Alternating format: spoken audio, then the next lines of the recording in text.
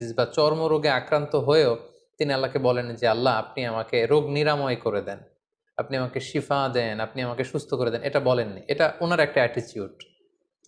আমরা যদি রোগাক্রান্ত হই, শিফা চাওয়া, সুস্থ হওয়ার জন্য দোয়া করা, এটা জায়েজ আছে। শুধু জায়েজই নয়, এটি সুন্নাহ। রাসূল সাল্লাল্লাহু আলাইহি ওয়াসাল্লাম নিজেও শিফার জন্য দোয়া করতেন।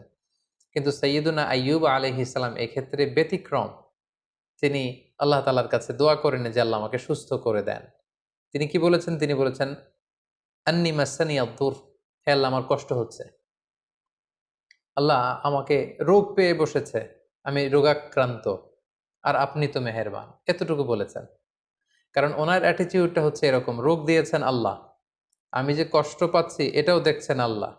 সো আল্লাহ যদি রোগ দিয়ে খুশি, আমি রোগ পেয়ে খুশি। তাই এই রোগ আমার থেকে উঠিয়ে নেন, এটা আমি বলতে পারবো না।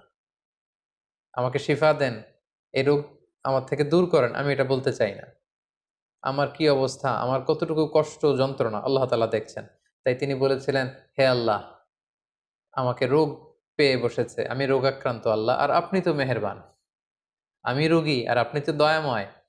এটা দিয়ে উনি কেমন যেন বোঝাতে চাইলেন যে হে আল্লাহ, আমি যে অসুস্থ, আপনি তো দয়ার সাগর, আপনি তো চাইলে দয়া করে আমাকে সুস্থ করে দিতে পারেন। এভাবে তিনি আল্লাহ তাআলাকে ডেকেছেন এবং আল্লাহ তাআলা এত খুশি হয়েছেন, আল্লাহ বলছেন যে ফাস্তাজাবনা লাহু, আমি আইয়ুবের ডাকে সাড়া দিলাম, ফাকাশাফনা মা বিহি মিন দুর, তার যে রোগ এটাকে আমি ভালো করে দিলাম।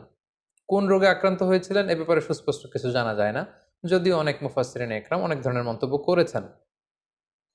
আল্লাহ তাআলা বললেন, ওয়া আতাইনাহু আহলাহু, আমি তার সন্তানদেরকে ফিরিয়ে দিলাম, ওয়া মিসলাহুম মাআহুম, এবং অনুরূপ আরো দান করলাম। মুফাসসিরিন ইকরাম বলেছেন যে আইয়ুব আলাইহিস সালামের ৭ সন্তান ছিল, মোট ১৪ জন সন্তান ছিল, ৭ জন ছেলে, ৭ জন মেয়ে। ছাদের নিচে চাপা পড়ে ৭ ছেলে ৭ মেয়ে সবাই ইন্তেকাল করেছে। আল্লাহ তাআলা তাদেরকে আবার পুনরায় জীবিত করলেন। কোন কোন তাফসিরে এসেছে যে আল্লাহ তাআলা ৭ ছেলে ৭ মেয়ে এই ১৪ জনকে আবার জীবিত করলেন। শুধু তাই নয়, ও মিসলাহুম মাআহুম, আইয়ুব যখন সুস্থ হয়ে গেল তার ঔরসে আল্লাহ তাআলা আরো ৭ জন ছেলে, আরো ৭ জন মেয়ে, মোট ১৪ জনকে দান করলেন। সুবহানাল্লাহি বিহামদি। আল্লাহ তাআলা বললেন, রাহমাতাম মিন ইনদিনা, এটা আমার পক্ষ থেকে রহমত স্বরূপ, ওয়া যিকরা লিল আবিদিন, আর ইবাদতকারীদের জন্য এতে রয়েছে উপদেশ। যারা আল্লাহ তাআলার ইবাদতে মগ্ন থাকে, আইয়ুবের মতো এরকম ইবাদতকারী হতে চায়, তাদের জন্য এই ঘটনার মধ্যে উপদেশ রয়েছে। সূরা সদের দিকে যদি আমরা তাকাই তাহলে দেখব যে কিভাবে আল্লাহ তাআলা এই ১৩টি বছর রোগাক্রান্ত থাকার পরে আইয়ুবকে তিনি সুস্থ করলেন।